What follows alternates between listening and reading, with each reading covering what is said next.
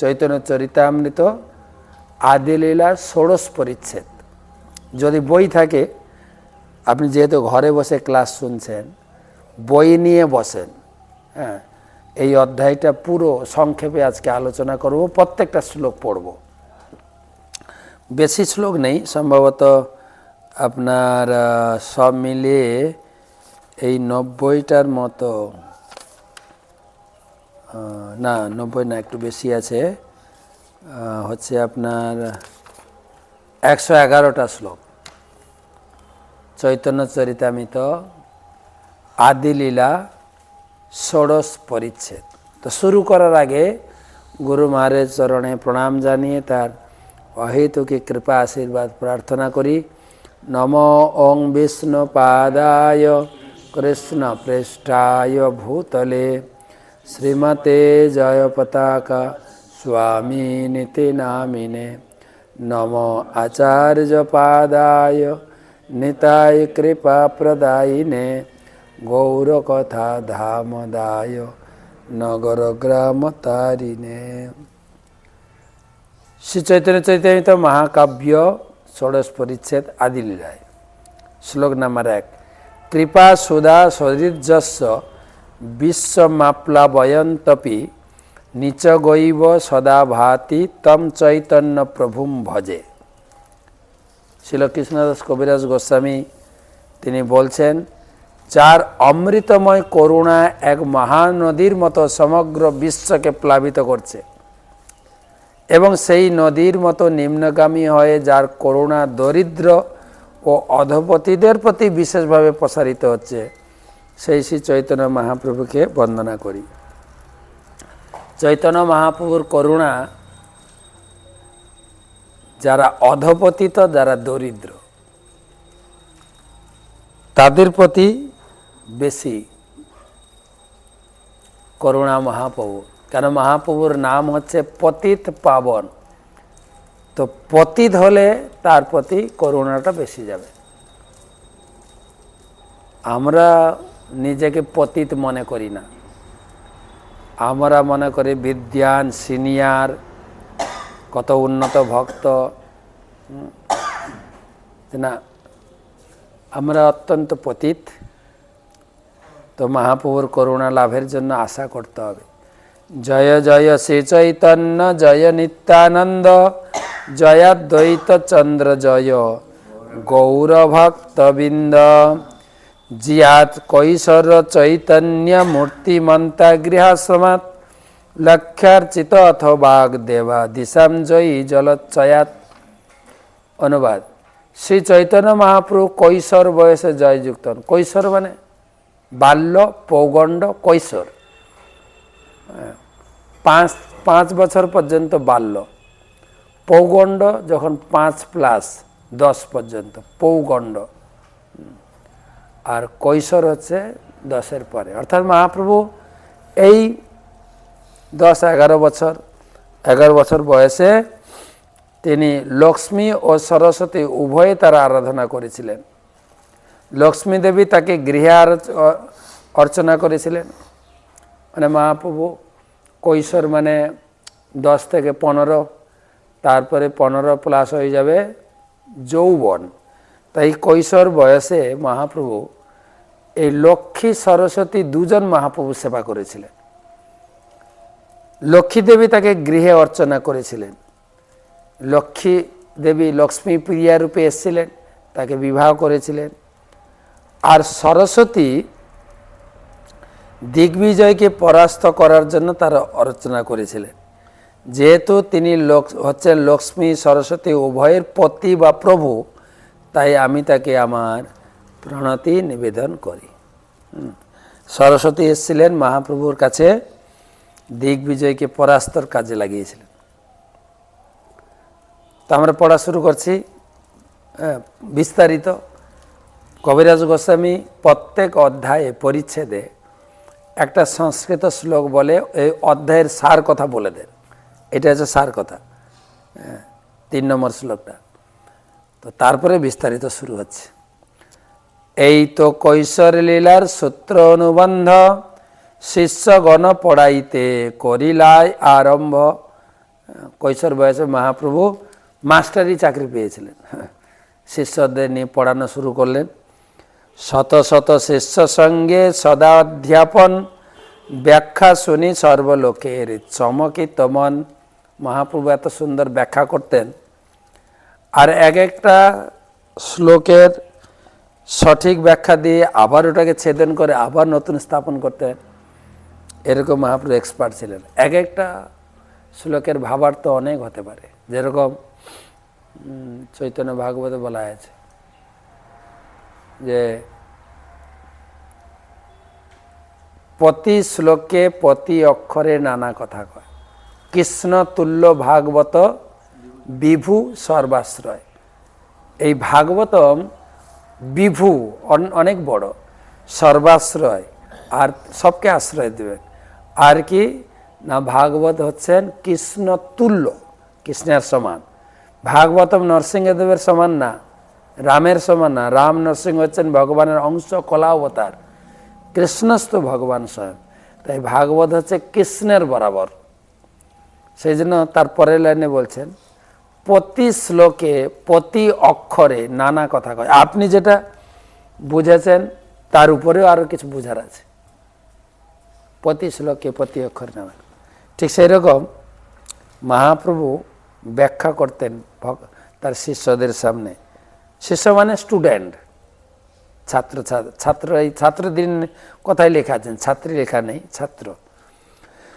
সর্বশাস্ত্রে সর্বপণ্ডিত পায় পরাজয়, বিনয় ভঙ্গিতে কারো দুঃখ নাই হয়। আর মহাপ্রভু কখনো কখনো পণ্ডিতদের সঙ্গে তর্ক করতেন আর সবাইকে হারাতেন, কিন্তু এমন বিনয় ভঙ্গিতে আচরণ করতেন কেউ কিছু মনে করতেন না, হেরে গেলেও মনে কিছু করতেন না। বিবিধ ঔদ্ধত্য করে শিষ্যগণ সঙ্গে, জাহ্নবীতে জলকেলি করে নানা রঙ্গে। শিষ্যদের সঙ্গে শাস্ত্র তর্ক করতেন আর সবাইকে নিয়ে প্রতিদিন গঙ্গা স্নান করতেন। মহাপুরুষ শিখিয়ে দিয়ে গেছেন প্রতিদিন গঙ্গা স্নান কর। কতদিনে কইল প্রভু বঙ্গেতে গমন, যাহা যায় তাহা লওয়াই নাম সংকীর্তন। সেই কৈশোর বয়সে মহাপ্রভু তিনি বাংলাদেশে গিয়েছিলেন।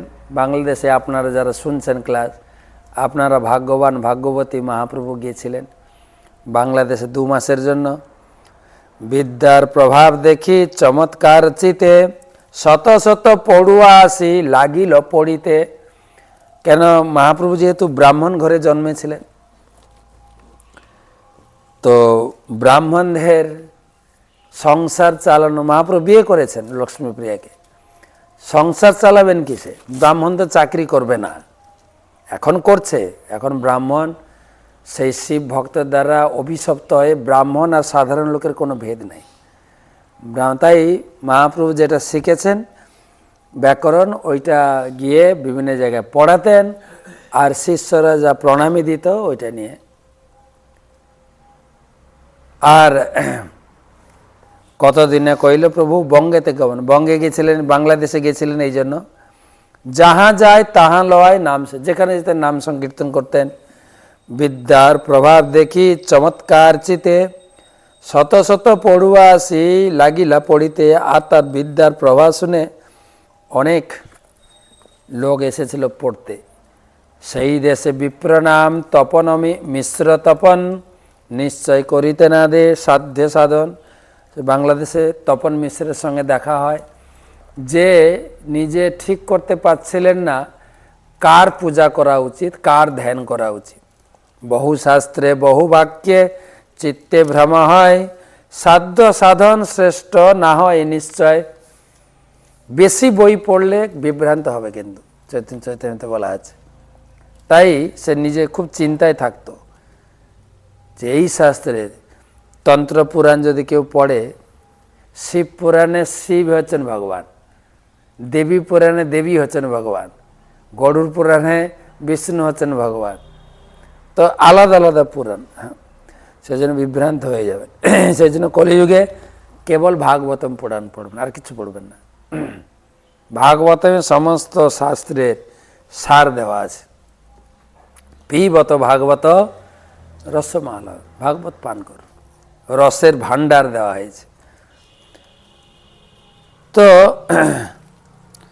স্বপ্নে একজন ব্রাহ্মণ এসে সেই তপন মিশ্রের কাছে, স্বপ্নে এক বিপ্র কহে সুনহ তপন নিমাই পণ্ডিত পাশে করহ গমন, তেহ তোমার সাধন সাধ্য করিবে নিশ্চয়, সাক্ষাৎ ঈশ্বর তেহ নাইক নিশ্চয়। স্বপ্ন দেখি মিশ্র আসি প্রভুর চরণে, স্বপ্নের বৃত্তান্ত সব কইল নিবেদনে। এক ব্রাহ্মণ এসে তপন মিশ্রকে বললেন, তুমি কালকে সকালে উঠে নিমাই পণ্ডিতের কাছে যাবে, তোমার কি করা উচিত উচিত নয় উনি বলে দেবে। তো এসে পরের দিন সকালে মহাপ্রভু চরণে প্রণাম করে বলছেন, প্রভু তুষ্ট হইয়া সাধ্য সাধন কইল, নাম সংকীর্তন কইল, উপদেশ হইল। তপন মিশ্র বলেন, প্রভু আমি নির্ণয় করতে পারছি না কার পূজা অর্চনা, কার ধ্যান, কোন মন্ত্র জপ করব।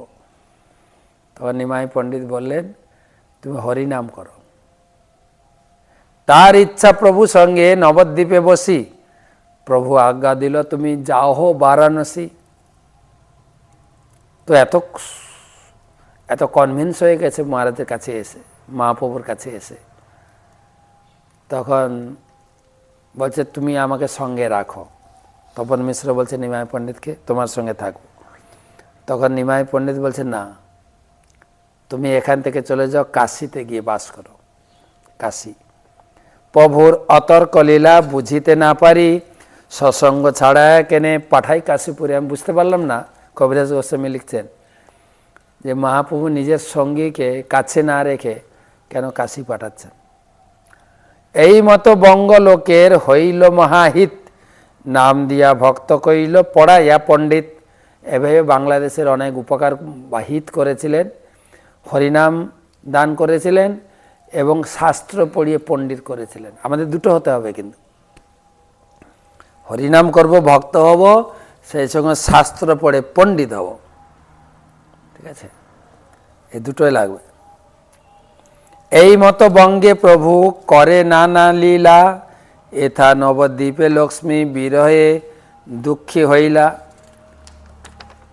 বিরহ প্রভুর বিরহ সর্প লক্ষ্মীর দমশিল, বিরহ সর্প বিষে তার পরলোক হইল।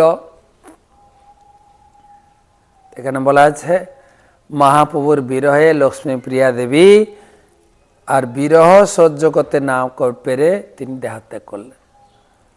অন্তরে জানিলা প্রভু যাতে অন্তর্যামী, দেশের আইলা প্রভু শচী দুঃখ জানি, ঘরে আইলা প্রভু বহুল ধন লইয়া ধনজন, তত্ত্বজ্ঞানে কইলা শচীর দুঃখ বিমোচন।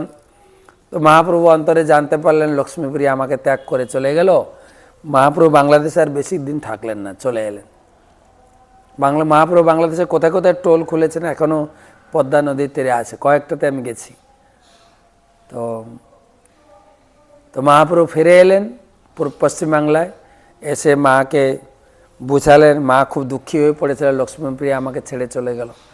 তত্ত্বজ্ঞান দিয়ে বুঝালেন, মাকে শান্ত করলেন, আর বাংলাদেশে যা যা প্রণামী পেয়েছিলেন সেগুলো এসে মাকে দিলেন।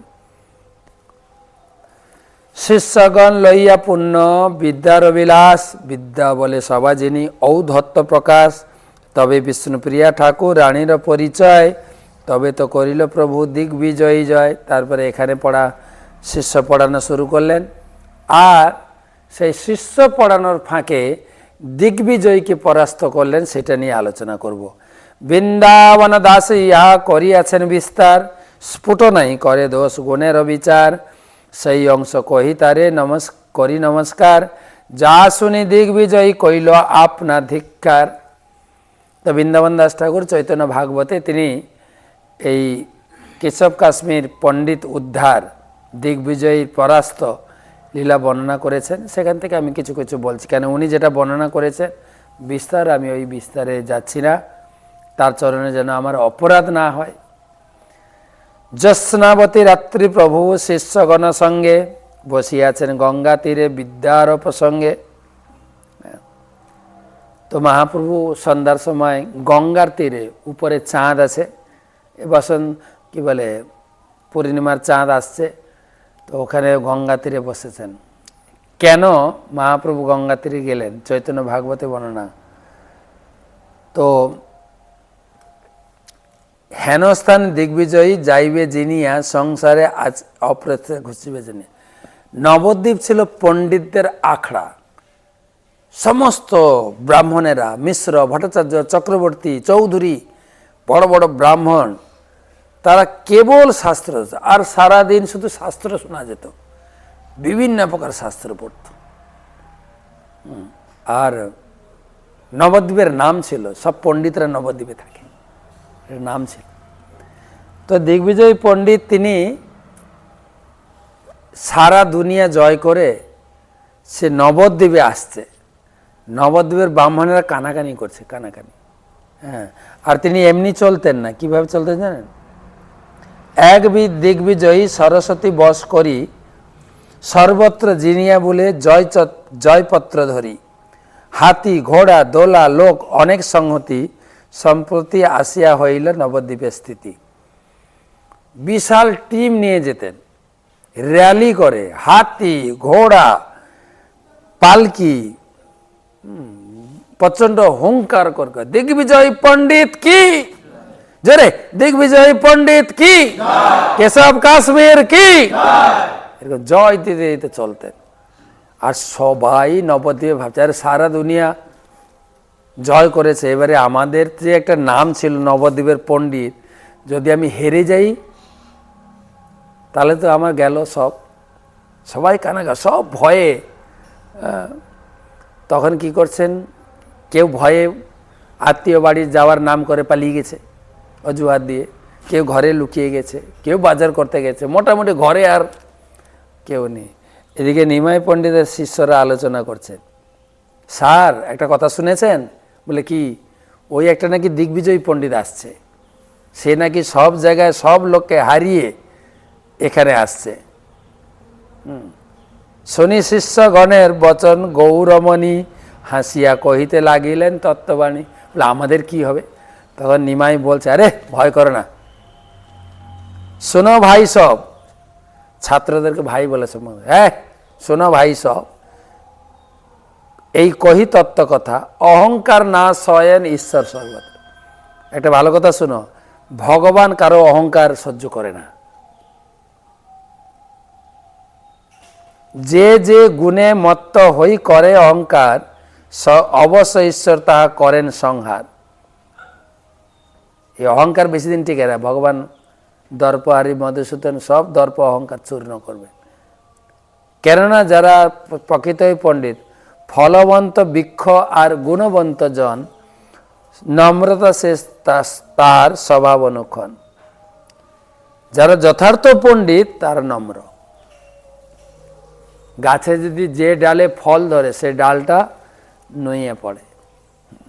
আমাদের গোষ্ঠ গোপাল দাসের একটা বাউল সঙ্গীত ঘরে শুনতাম খুব, ভরা কলসি আওয়াজ করে না। যদি কলসি ভর্তি থাকে আওয়াজ হবে না। আমরা কলসিতে জল নিয়ে পানের বরে যে জল দিতাম, এই বড় বড় কলসি, কমপক্ষে 20 কিলো জল ধরবে, 18 কিলো জল ধরবে, 18 লিটার। খুব পাতলা কলসি তুলে নিয়ে কাছে নিয়ে যেতাম। যদি একটু জল কম থাকে বাপাপ বাপাপ বাপাপ করবে, আর যদি ভর্তি থাকবে জল কিছু হবে না, আওয়াজ হবে। সে যারা পুরো পাণ্ডিত্য তারা বেশি বকবক করে না। যাদের ভিতরে অল্প বিদ্যা, কি যেন কথা আছে না, ভয়ঙ্করী। তো মহাপ্রভু বলছেন, কত বড় বড় ব্যক্তি, হৈয় নয়ুষ বেন বান নরক রাবণ মহাদিগ্বিজয় শুনিয়াছি, যে যে জন বুঝ দেখি কার গর্ব চূর্ণ নাহি হয়। অতি দর্পে হতলঙ্কা, অতি মানে চ কৌরবা, তারপরে অতি দানে বলিবদ্ধ, সর্বম অতি গর্হিত। বেশি অতিটা ভালো না, কিন্তু এতে তাহার যত বিদ্যা অহংকার দেখিবে, এথাই সব হইবে সঙ্গ। দেখে রাখো, যত বিদ্যা অহংকার করছে না এইখানে চূর্ণ হবে। তারপরে মহাপ্রভু চিন্তা করলেন কি করে তার অহংকার চূর্ণ করব। এত বড় একটা ব্যক্তি, তাকে যদি পাড়ার সামনে, পাড়ার ভিতরে সব পণ্ডিতের মাঝে তাকে হারাই, বেচারার বাঁচবে না, এত ভেঙে পড়বে, এত অপমানিত হবে। তার থেকে বেটার, ও তো পণ্ডিত, তো তাকে একটু দূরে নিয়ে গিয়ে হারাবো। তাই মহাপ্রভু ওই দিন পাড়াতে ক্লাস না করে শিষ্যদের নিয়ে গঙ্গার তীরে চলে গেছেন, পাড়ার দূরে। জ্যোৎস্নাবতী রাত্রি প্রভু শিষ্যগণ সঙ্গে বসিয়াছেন গঙ্গা তীরে বিদ্যার প্রসঙ্গে। তিনি গঙ্গা তীরে বসে আছেন। আর মহাপ্রভুকে দেখতে কেমন ছিল চৈতন্য ভাগবতে লিখেছেন, হাস্যযুক্ত শিষ্যগণে গঙ্গা তীরে আছেন ঈশ্বর, অনন্ত ব্রহ্মাণ্ডের রূপ সর্বমনোহর। হাস্যযুক্ত শ্রী চন্দ্র বদন অনুক্ষণ, নিরন্তন দিব্য দৃষ্টি দুই শ্রী নয়ন। মুক্তা যিনি শ্রী দর্শন, দাঁতগুলো মুক্তার মতো চকচক করছে। মুক্তা যিনি, মুক্তাকেও হারিয়েছে দাঁতগুলো। অধর অরুণ, অরুণ অধর, ঠোঁটটা যেন লিপস্টিক করা, হ্যাঁ লালচে মহাপ্রভু মানে নিমাই। দয়াময় সুকমল সর্বকলেবর, মস্তকে সুবলিত চাঁচর শ্রীকেশ, সিংহগ্রীব, গলাটা সিংহার মতো প্রশস্ত, গজস্কন্ধ বিলক্ষণ বেশ, সুপ্রকাণ্ড শ্রীবিগ্রহ, সুন্দর হৃদয়, যজ্ঞসূত্র রূপে তার অনন্ত। আর পৈতে ছিল শ্রীললাটে ঊর্ধ্ব সুতিলক মনোহর, আজনুলম্বিত ভাও শ্রীভুজা সুন্দর। তিলক পরা ছিল, আর লম্বা লম্বা হাত, আমাদের হাত কোমর পর্যন্ত, মহাপ্রভুর হাত জানু পর্যন্ত ছিল। যজ্ঞপট্ট ছান্দে বস্ত্র করিয়া বন্ধন, বাম উরু মাঝে থুই দক্ষিণে চরণ। এটা বাম, তো এই পাটাকে বাম পায়ের উপরে রেখেছেন। করিতে আছেন প্রভু শাস্ত্রের ব্যাখ্যান, হয় নয় করে, নয় করেন প্রণাম। শাস্ত্র পড়াচ্ছেন ছাত্রদের, একটা ব্যাখ্যা করছেন, ওটা বলছেন না এই ব্যাখ্যাটা ঠিক হয়নি, আরেকটা ব্যাখ্যা। অনেক মণ্ডলী হই সর্বশিষ্যগণ, চতুর্দিকে বসিয়া আছেন সুশোভন। মহাপ্রভু সামনে বসে আছেন, বিভিন্ন প্রকার মণ্ডলী মণ্ডলী মণ্ডলী মণ্ডলী করে অনেক শিষ্য। দেখিয়া অপূর্ব দেখিয়া দেখবি জয়ী সুবিস্মিত, মনে ভাবে এই বুঝি নিমাই পণ্ডিত। হেনকালে দিগ্বিজয়ী আইলা এথাই আইলা, গঙ্গারে বন্দন করি প্রভুরে মিলিলা। দিগ্বিজয়ী পণ্ডিত বিশাল র্যালি করে, ঢাক বাজাতে বাজাতে, ঢাক পিটাতে পিটাতে ওখানে বসে।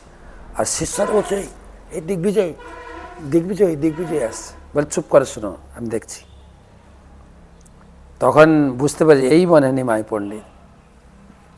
আর নিমাই পণ্ডিত কী করলেন, সুন্দর সিংহাসনে বসালেন, কেন সম্মানিত লোক না। বসাইলা তারে প্রভু আদর করিয়া, দিগ্বিজয়ী কহে মনে অবজ্ঞা করিয়া। বাচ্চা ছেলে নাকি পণ্ডিত হয়েছে, নিমাইকে অবজ্ঞা করে তিনি সিংহাসনে বসলেন। ব্যাকরণ পড়াও নিমাই পণ্ডিত তোমার নাম, বাল্যশাস্ত্রে লোকে তোমার কহে গুণগ্রাম। আমি শুনেছি তুমি নিমাই পণ্ডিত, সুন্দর ব্যাকরণ পড়াও। তবে ব্যাকরণের যে প্রাথমিক পাঠটা সেটা নাকি তুমি ভালো জানো, আমি শুনেছি। কেন তোমার শিষ্যের সঙ্গে কথা বলে বুঝেছি তুমি কতটা পণ্ডিত। ব্যাকরণ মধ্যে জানি পড়া কলাপ, শুনিলু ফাঁকিতে তোমার শিষ্যের সংলাপ। ব্যাকরণের মধ্যে কলাপ, ব্যাকরণের বিভিন্ন ভাগ আছে, কলাপ, কৌমুদী, পাণিনি। তবে কলাপটা তুমি ভালো জানো, তোমার শিষ্যদের সঙ্গে কথা বলে বুঝতে পেরেছি।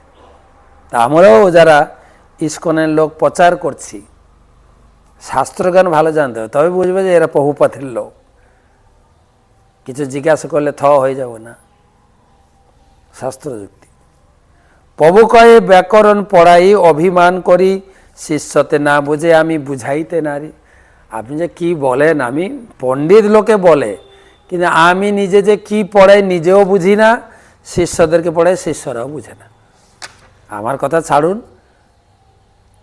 কাহা আমি সবে শিশু পড়ুয়াম, আমি আপনার কাছে একটা শিশু, এমনি তো বয়সে ছোট। তোমার কবিত্ব কিছু শুনিতে মনে হয়, কৃপা করে করো যদি গঙ্গার বর্ণনা। তো আপনার কাছ থেকে কিছু শোনার ইচ্ছা হচ্ছে, দয়া করে যদি আপনি কিছু বলেন, কিছু যদি বলেন। গঙ্গার মহিমা যদি কিছু শুনান। শুনিয়া ব্রাহ্মণ গর্বে বর্ণিতে লাগিলা, ঘটিয়ে কে শত শ্লোক গঙ্গার বর্ণিলা। যেই নিমাই বলেছেন আমি একটু গঙ্গার মহিমা শুনতে চাই, সঙ্গে সঙ্গে 1 ঘন্টার ভিতরে 100টা শ্লোক বানিয়ে আবৃত্তি করে শুনিয়ে দিলেন। আমাদের তো 2-4টা শ্লোক মুখস্থ করতে চুল ছিঁড়তে হয়, বিশেষ করে যখন ভক্তিশাস্ত্রী হয়। হ্যাঁ, আবার বলে শ্লোক বলুন, শ্লোক বলতে এসে বলে কি হলো, প্রভু আপনার সামনে এসে ভুই লাগলাম, আমার মুখস্থ হয়েছিল, ঠিক বলছি গো। আর ইনি শ্লোক বানিয়ে বলছেন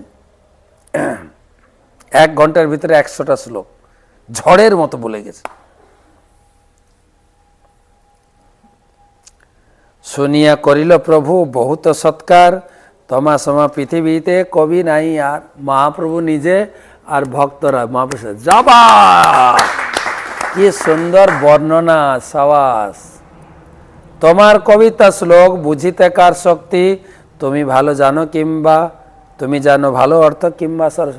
আপনি যা বর্ণনা করলেন এর অর্থ তো মোটেই বুঝতে পারলাম না, কারণ এর অর্থ আপনি বুঝেন অথবা আপনার আরাধ্য দেবী সরস্বতী বুঝেন, আমরা বুঝব। 1 শ্লোকের অর্থ যদি করো নিজ মুখে, শুনি সব লোক তবে পাইব বড় সুখে। তবে দিগ্বিজয়ী ব্যাখ্যার শ্লোক পুছিল, শত শ্লোকের 1 শ্লোক প্রভু তো পড়িল। দয়া করে একটা শ্লোক যদি বুঝিয়ে আমাদেরকে শুনিয়ে দেন আমরা কৃতার্থ হতাম। তখন দিগ্বিজয় বলছেন আমি তো ঝড়ের মতো শ্লোক বলেছি, কোন শ্লোকটা বলবো? তখন মহাপ্রভু একটা শ্লোক ধরেছেন। দেখেন, 100টা শ্লোকের একটা শ্লোক দেওয়া আছে। কত বড় শ্লোক জানেন?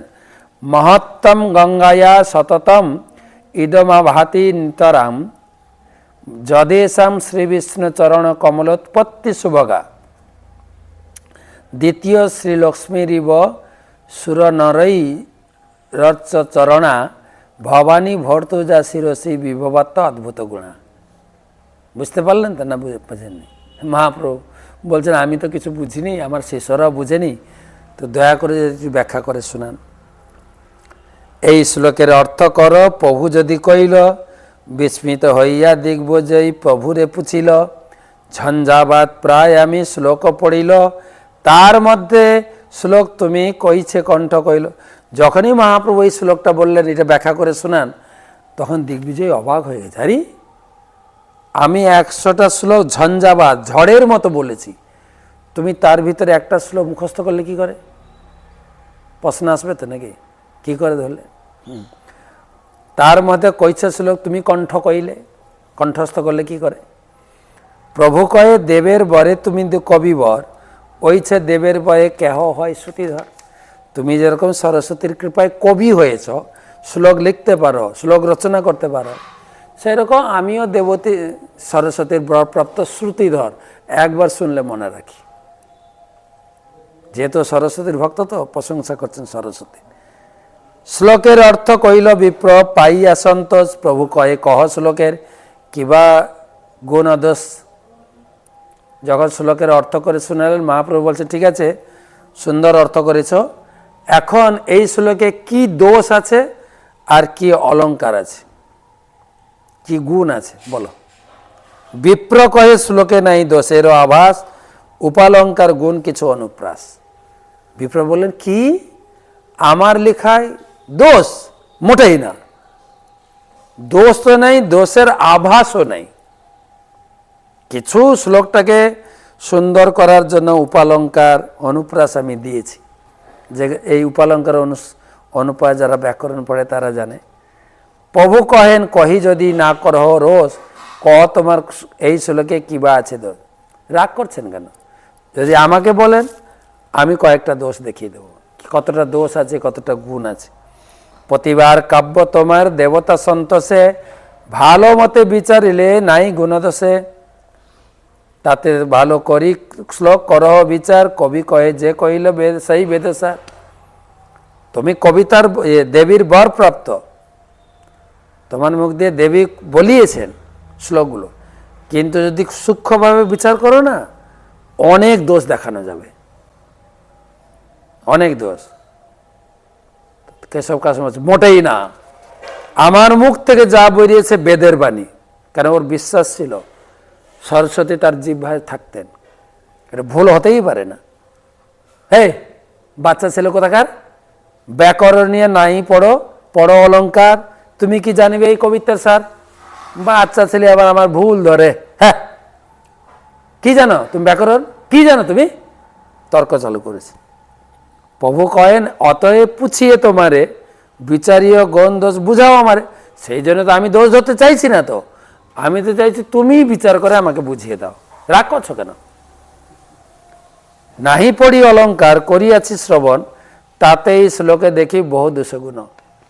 আমি অলঙ্কার মানে ব্যাকরণের একটা ভাগ, তিনি মহাপ্রভু কলাপ খুব এক্সপার্ট ছিলেন কলাপে, তো আমি অলঙ্কারটা পড়িনি, কিন্তু অনেক অলঙ্কার আমি শুনেছি।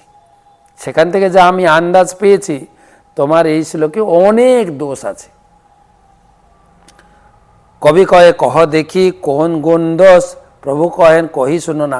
এই বলো কি দোষ খুঁজে পেয়েছে বের করো। বলছে রেগে যাচ্ছেন কেন, শান্ত হন, আমি বলছি কি কি দোষ আছে। পঞ্চদোষ এই শ্লোকে পঞ্চ অলঙ্কার ক্রমে আমি কহি শুনো কর বিচার। 5টা দোষ ধরাবো আমি, আর 5টা অলঙ্কার আছে এই শ্লোকে। তো যেগুলো দোষ ধরেছেন আমি সবগুলো বুঝতে পারি না, কেন ব্যাকরণ যারা পড়েছে তারা ধরতে পারবে। দুটো একটা শব্দ আমি ব্যাখ্যা করবো যেটা আমি ধরতে পেরেছি, ঠিক আছে। অবিমিষ্ট বিধেয়াংশ 2 ঠাই চিহ্ন, বিরুদ্ধমতি ভগ্নক্রম পুনরাত্ম দোষ 3। গঙ্গার মহত্ব শ্লোকে মূল বিধেয়, ইদম শব্দে অনুবাদ পাছে অবিধেয়। অবিধেয় আগে কহিলে পাছে অনুবাদ, এই লাগি শ্লোকের অর্থ করিয়াছে বাদ। অনুবাদটা আগে হওয়া দরকার, তারপরে বিধেয় হওয়া দরকার, এখন উল্টো হয়ে গেছে। অনুবাদ অরুক্তৈব ন বিধয় মুদিরয়েত, ন হি লব্ধ্যা সম্পদম কিঞ্চিত কুত্রচিৎ প্রতিষ্ঠতি। দ্বিতীয় শ্রী লক্ষ্মীরিব ইহা দ্বিতীয়ত্ব বিধেয়, সমাসে গৌণ হইল সব্রত্ব গেল ক্ষয়। দ্বিতীয় শব্দ বিধেয় তা পড়িলে সমাসে, লক্ষ্মীর সমতা অর্থ করিল বিনাশে। অবিমিষ্ট বিধেয়াংশ এই দোষের নাম। আর এক দোষ আছে, শুনো সাবধান। ভবানী ভর্তু শব্দ দিলে পাইয়া সন্তোষ, বিরুদ্ধ মতিকৃত নাম এই মত। এইটা আমি ধরতে পেরেছি। তুমি এই শ্লোকটাকে অলঙ্কৃত করার জন্য বলেছ ভবানী ভর্তু। ভবানী শব্দে কহে মহাদেবের কি গৃহিণী, তার ভর্তা কহিলে দ্বিতীয় ভর্তা জানি। শিব পত্নীর ভর্তা ইহা শুনিতে বিরুদ্ধ, বিরুদ্ধ মতিকৃত শব্দ শাস্ত্রে নহে শুদ্ধ। আমি যেটা ধরতে পেরেছি, তুমি শ্লোকটাকে সুন্দর করার জন্য বলেছ ভবানী ভর্তু। আমি যেটা বুঝেছি আপনিও ধরতে পারবেন। ভবানী মানে কি? ভবের স্ত্রী বা শিবের স্ত্রী। ভবানীর ভর্তু মানে শিবের স্ত্রীর স্বামী। কথাটা কেমন আছে না? তার মানে শিবের স্ত্রী পার্বতীর আরেকটা স্বামী আছে। এটা তো ভুল হয়ে গেছে, বোঝা গেছে জিনিসটা, বোঝা গেছে। ভবানী মানে শিবের স্ত্রী, ভবানী ভর্তু মানে শিবের স্ত্রীর স্বামী, মানে আরেকটা স্বামী আছে। ধরিয়েছেন, উদাহরণ দিয়েছেন মহাপ্রভু। মহাপ্রভু উদাহরণ দিয়ে বোঝাচ্ছেন। ব্রাহ্মণ পত্নীর ভর্তায় হস্তে দেহ দান, শব্দ শুনিলেই হয় দ্বিতীয় ভর্তাগান। যদি বলা হয় আপনি ব্রাহ্মণের স্ত্রীর স্বামীর হাতে দান দেবেন, তার মানে ব্রাহ্মণের স্ত্রীর আরেকটা স্বামী আছে। এটা কেমন হলো কথা? ভুল আছে কিনা? একদম খুঁটিয়ে খুঁটিয়ে ধরেছেন। বিভবতী ক্রিয়ার বাক্য সাঙ্গ পুনঃবিশেষণ, অদ্ভুত গুণা এই পুনরাত্ম দূষণ। 3 পাদে অনুপ্রাসকে দেখি অনুপম, 1 পাদে নাহি এই দোষে ভগ্নক্রম। যদ্যপি এই শ্লোকের আছে 5 অলঙ্কার, এই পঞ্চদোষের শ্লোক হইল সরকার। যদিও 5টা অলঙ্কার তুমি সুন্দর দিয়েছ, কিন্তু 5টা দোষ ঢুকে যাওয়ায় শ্লোকটা একদম শেষ। 10 অলঙ্কারে যদি 1 শ্লোক হয়, 1 দোষে সব অলঙ্কার হয় ক্ষয়। সুন্দর শরীর জয়ছে ভূষণে ভূষিত, 1 শ্বেত কুষ্ঠে জয়ছে করে বিগ্রহ। সুন্দর শরীর যদি একটা শ্বেতকুষ্ঠ এসে যায়, সব শরীরটা শেষ। সলঙ্কারবৎ কাব্যম দোষভুক্চিত বিভূষিতম সাদ বপু সুন্দরপি চিত্রৈনৈকেন দুর্ভগম। পঞ্চ অলঙ্কারে রেবে সুনঃ বিচার, দুই শব্দ অলঙ্কার তিন অর্থে অলঙ্কার, শব্দ অলঙ্কার তিন পাদে আছে অনুপ্রাস, শ্রী লক্ষ্মী শব্দে পুনরুক্ত বাস। আমি শুধু পড়ে যাচ্ছি কেন, এগুলো আমি বুঝি নাই, আপনারা বুঝতে পারলে বুঝবেন। সেজন্য আমি যেহেতু বুঝি নাই সেগুলো ব্যাখ্যা করছি না। যদি মহাপ্রভু কখনো কৃপা করে এগুলো বুঝতে পারবে, এগুলো যারা ব্যাকরণের যারা অভিজ্ঞ আছেন তারা ধরতে পারবেন। তো আরেকটা দোষ ধরিয়েছেন শ্রীলক্ষ্মী। প্রথম চরণে পঞ্চ তকারের পাতি, তৃতীয় চরণে হয় পঞ্চ রেফ ইতি, চতুর্থ চরণে চারি ভকার প্রকাশ, অতএব শব্দ অলঙ্কার অনুপ্রাস। শ্রী শব্দে লক্ষ্মী শব্দে এক বস্তু উক্ত, পুনরুক্ত প্রায় ভাষে নহে পুনরুক্ত। আরেকটা দোষ, শ্রী লক্ষ্মী, শ্রী মানে কি? শ্রী মানে শ্রী মানে লক্ষ্মী, আবার লক্ষ্মী মানে লক্ষ্মী, তা দুবার হয়ে গেছে কথা। এটা পুনরুক্ত দোষ, পুনরুক্ত দোষ নয়, দুভাবে বোঝায়। শ্রীলক্ষ্মী বলাও যায়, আবার শ্রীলক্ষ্মী বলাও যাবে না, দোষ এটা। সেজন্য বলছেন পুনরুক্ত প্রায় ভাষে পুনরুক্ত নয়, দোষ দোষ নয় এটাও। সৃজিত লক্ষ্মী অর্থে অর্থেরও বিভেদ, পুনরুক্ত বদাভ্যাস শব্দ অলঙ্কার ভেদ। লক্ষ্মীরূপ অর্থালঙ্কার উপমা প্রকাশ, আর অর্থালঙ্কার আছে নাম বিরোধাভাস। গঙ্গাতে কমল জন্মে সুবোধ সবার, কমলে গঙ্গার জন্ম অত্যন্ত বিরল। আরেকটা দোষ, গঙ্গাতে পদ্ম ফুল হয়। কখনো শুনেছেন পদ্ম ফুল থেকে গঙ্গা হয়? হয় না, না শুনেছেন? এখানেও তুমি এই কথা বলেছ, কৃষ্ণের চরণ পদ্ম থেকে গঙ্গা এসছে, পদ্ম থেকে তো গঙ্গা হয় না। ভুল ভুল নয়, খুঁটিয়ে ধরেছেন হয়তো নাকি, এখানে লিখেছেন। কিন্তু এই গঙ্গা কোথা থেকে এসছে? কৃষ্ণের চরণ থেকে বলে দিলে হয়ে যেত, ও জুড়িয়েছেন কৃষ্ণের চরণ কমল থেকে। কমল থেকে তো জল হয় না, দোষ ধরিয়েছে মহাপ্রভু। গঙ্গাতে কমল জন্মে সবার সুবোধ, সবাই জানে, কিন্তু কমলে গঙ্গার জন্ম, কমল থেকে গঙ্গা হয়, এ তো বিরোধ, অত্যন্ত বিরোধ। ইহা বিষ্ণুপাদ পদ্মে গঙ্গার উৎপত্তি, বিরোধ অলঙ্কার ইহা মহা চমৎকৃতি। ঈশ্বর অচিন্ত শক্তে গঙ্গার প্রকাশ, ইহাতে বিরোধ নাই বিরোধ আভাস। অম্বুজ অম্বনি জাত কচিত অপি ন জাত অম্বুজাদম্বু, মুরদিভি তদিত পরিতম পাদাম্ভুজ মহানদী জাতা। গঙ্গার মহত্ব সাধ্য তাহার সাধন তাহার, বিষ্ণুপাদোৎপত্তি অনুমান অলঙ্কার। স্থূল এই পঞ্চদোষ পঞ্চ অলঙ্কার, সূক্ষ্ম বিচারে যদি আছয়। এই চারটা বড় বড় দোষ ধরো, স্থূল দোষ ধরলাম, সূক্ষ্মভাবে যদি বিচার করি না, কত যে দোষ বের করব কি বলি আর।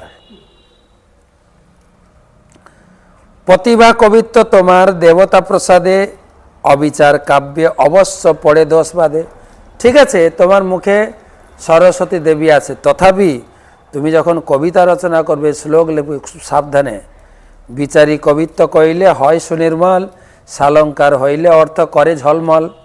যদি বিচার করে শ্লোক লেখো, তবে শ্লোক উজ্জ্বল হয়ে জগতে প্রকাশ পাবে। শুনিয়া প্রভুর ব্যাখ্যা দিগ্বিজয়ী বিস্মিত, মুখে না নিঃস্বরে বাক্য প্রতিভা স্তম্ভিত। মহাপ্রভুর ব্যাখ্যা শুনে বেচারা কাঁপতে শুরু করেছে, বিস্মিত, কিছু বলতে চাইছেন, মুখ থেকে বেরোচ্ছে না। কহিতে চাহিয়ে কিছু না এসে উত্তর, তবে বিচারে মানে হইয়া ফাঁপর। আর মহাপ্রভুর শিষ্যরা সবাই হাততালি দিচ্ছে। মহাপ্রভু সেই কেউ হাততালি দেবে না, এমনি বেচারা হেরে গিয়ে পুরো বেলুনটা চুপসে গেছে। আবার তোমার হাততালি দিচ্ছে, বেচারা তো মারা যাবে, তো কেউ হাততালি দেবেন। পড়ুয়া বালক কইল মোর বুদ্ধি লোক, জানি সরস্বতী মরে করিয়াছেন। হারলাম তো হারলাম একটা বালকের কাছে, ছি, আমার জীবনকে ধীপ, নিশ্চয়ই সরস্বতীর চরণে আমার কোনো অপরাধ হয়েছে। যে ব্যাখ্যা করিল সে মনুষ্যের নহে শক্তি, নিমাই মুখে রহি বলে আপনে সরস্বতী। নিমাই যে ব্যাখ্যা শোনালো আমার শ্লোকের, এটা সাধারণ লোকের ব্যাখ্যা না, নিশ্চয়ই দেবী, আমার দেবী সরস্বতী এখন নিমাইয়ের মুখে চলে গেছে। এত ভাবি কহে শোনো নিমাই পণ্ডিত, তব ব্যাখ্যা শুনি আমি হইলাম বিস্মিত। অলঙ্কার নাহি পড় নাহি শাস্ত্রাভাস, কেমনে সেই অর্থ জানিলে প্রকাশ। নিমাই ধন্যবাদ তোমাকে, তুমি অলঙ্কার পড়নি, কিন্তু যে ব্যাখ্যা শোনালে আমি খুব অভিভূত হয়ে গেছি। ইহা শুনি মহাপ্রভু অতি বড় রঙ্গী, তাহার হৃদয় জানি কহে করি ভঙ্গি। শাস্ত্রের বিচার ভালো মন্দ নাহি জানি, সরস্বতী যে বলাই সেই বলি। মহাপ্রভু অঙ্গ করে বলছে আসলে মনে কিছু করবেন না, আসলে সরস্বতী দেবী মুখ থেকে যা বলিয়েছে তাই বলেছে। কারণ ও বলেছিল না সরস্বতী এখন নিমাইয়ের মুখে চলে গেছে, আর ওটাই উনি বলছেন, তোমার সরস্বতী আমাকে মুখ দিয়ে যা বলিয়েছে তাই বলেছি, আমি ভালো মন্দ অত বুঝি না। ইহা শুনি, এটা শুনে সরস্বতী বুঝেনি সত্যি, তার মানে সরস্বতী আমার মুখ থেকে এখন নিমাইয়ের মুখে চলে গেছে। ইহা শুনি দিগ্বিজয় করিল নিশ্চয়, শিশুদ্বারে দেবী মরে কইল পরাজয়। তখন বুঝলেন সত্যি, তার মানে সরস্বতী আমাকে, এই বাচ্চা ছেলেকে দিয়ে আমাকে পরাস্ত করিয়েছে। আজি তারে নিবেদিব করি জপত ধ্যান, শিশুদ্বারে কইল মরে এত অপমান। রাত্রে গিয়ে ভালো করে পূজা করব, ক্ষমা চাইব, কেন আমাকে এত বড় অপমান, আর সহ্য হয় না। মনে মনে চিন্তা করছেন, নিমাইয়ের সামনে থেকে যেতে পারছে না তো, শিষ্যরা সব বসে আছে, উঠে যাবে কি করে। তখন বস্তুত সরস্বতী অশুদ্ধ শ্লোক করাইল, বিচার সময় মোর বুদ্ধি আচ্ছা দিল। তবে শিষ্যগণ সব হাসিতে লাগিল, তা সবার নিষেধী প্রভু সবারে কহিল। প্রথমত সরস্বতী আমার মুখ দিয়ে ভুল শ্লোক উচ্চারণ করিয়েছে, আর কিছু বলতে চাইছি সরস্বতীর জিহ্বাটা টেনে রেখেছে, বলতে পারছি না। আর সে তো একদম চুপচাপ হয়ে গেছে, বললাম না পুরো ফোলা বেলুনটা একদম চুপসে গেছে। আর শিষ্যরা হাততালি দিচ্ছে, হাসছে। মহাপ্রভু বলছে চুপ, কেউ হাসবে না, চুপচাপ চুপচাপ। তুমি বড় পণ্ডিত মহাকবি শিরোমণি, যার মুখে বাহিরায় ওই বাক্যবাণী। মহাপ্রভু হাত জোড় করে বলছেন না না না না, মনে কিছু করবেন না, আপনার মতো কবিতা, এত সুন্দর ব্যাখ্যা, আপনি হচ্ছেন মহাকবি শিরোমণি, যার মুখে এত সুন্দর শ্লোক বের হয়। তোমার কবিত্ব যেন গঙ্গা জলধার, তোমার সব কবি নাহি কথা নাহি দেখি আর। আপনার কবিতা যেন জলের ধারার মতো বেরোয়, আপনার মতো কবি লোক আমি দুনিয়ায় দেখি নাই। আরে শুনেন, ভুল তো লোকের হয়, কে কে ভুল করেছেন জানেন, লিস্ট বলছি। ভবভূতি, জয়দেব আর কালিদাস, তা সবার কবিত্বে আছে দোষেরও প্রকাশ। দোষগুণ বিচারেই অল্প করি মানি, কবিত্ব করণে শক্তি তার সে ব্যাখ্যা। ভুল দোষ এমনকি জানেন, যখন নারদ মুনি ব্যাসদেবকে ভাগবত লিখতে বললেন, ব্যাসদেব বলছে আমার বয়স হয়ে গেছে, চোখে ভালো করে দেখি না, হাত পা সব কাঁপছে, ভুল টুল হয়ে যাবে। তখন নারদ মুনি বলছেন তদ্বাগ বিষয় কার কার মুখস্থ আছে শ্লোক, কত নম্বর শ্লোক, 1-5-11।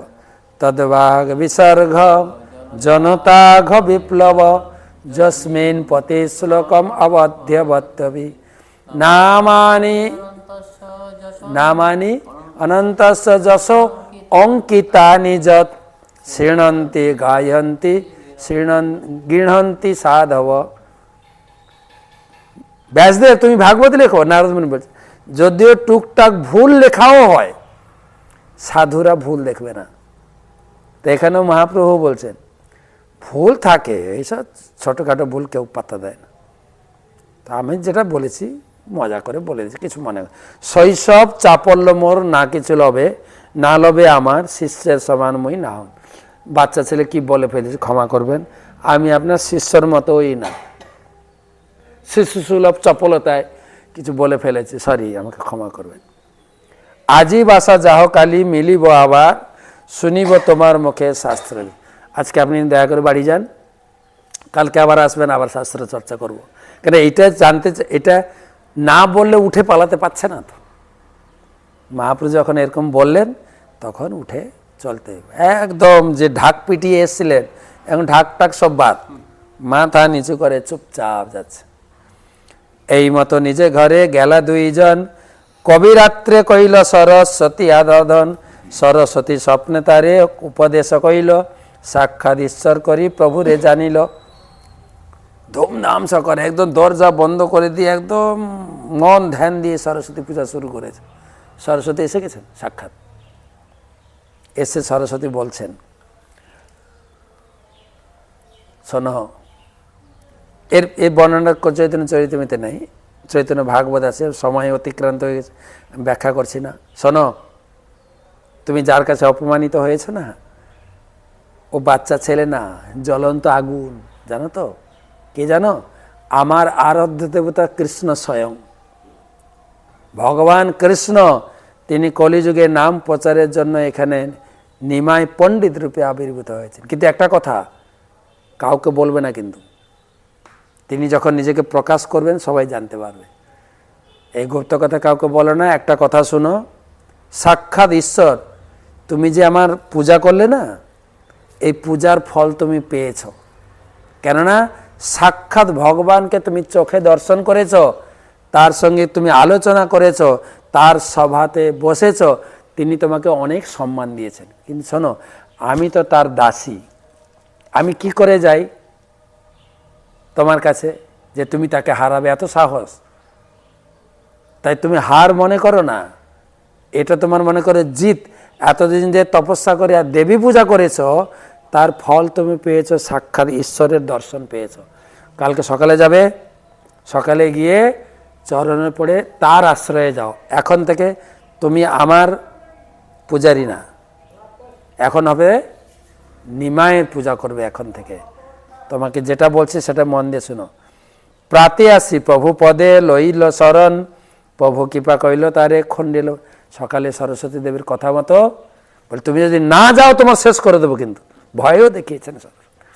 সকালে এসে নিমায়ের চরণ ক্ষমা প্রার্থনা করলেন, নিমাই তার রূপ দেখালেন সরস্বতী পূজার। কেননা শাস্ত্রে আছে না, ঋষভদেব বলেছেন, গুরুর ন সস্যাৎ, স্বজনী ন সস্যাৎ, পতিম ন সস্যাৎ, হ্যাঁ, ন জননী সস্যাৎ। সেই গুরু নয় যা তার শিষ্যকে কৃষ্ণ ভক্ত না করতে পারে। মা বাবা যদি ছেলে মেয়েকে কৃষ্ণ ভক্ত না করে, মা বাবা নয়। দেবদেবী যদি তার ভক্তকে যদি কৃষ্ণ ভক্ত না করতে, দেবদেবী নয়। তাই সরস্বতী জানতো না, তাই তার ভক্তকে ভগবানের চরণে সঁপে দিলেন। ভাগ্যবন্ত দিগ্বিজয়ী সফল জীবন, বিদ্যা বলে পাইল মহাপ্রভুর চরণ। কৃষ্ণনাথ কবিরাজ বলছেন, কেশব কাশ্মীর ভাগ্যবন্ত, তিনি বিদ্যার বলে নিমায়ের কাছে পৌঁছে গেলেন। এসব লীলা বর্ণিয়ে আছেন দাস বৃন্দাবন দাস, যে কিছু বিশেষ ইহা করিল প্রকাশ। বৃন্দাবন দাস ঠাকুর চৈতন্য ভাগবতে বিস্তারিত বর্ণনা করেছেন, আদি খণ্ডের 13 অধ্যায়। কালকে একবার পড়ে নেন, আর চৈতন্য পড়বেন, আর না থাকলে অর্ডার করুন, পাঠাবো।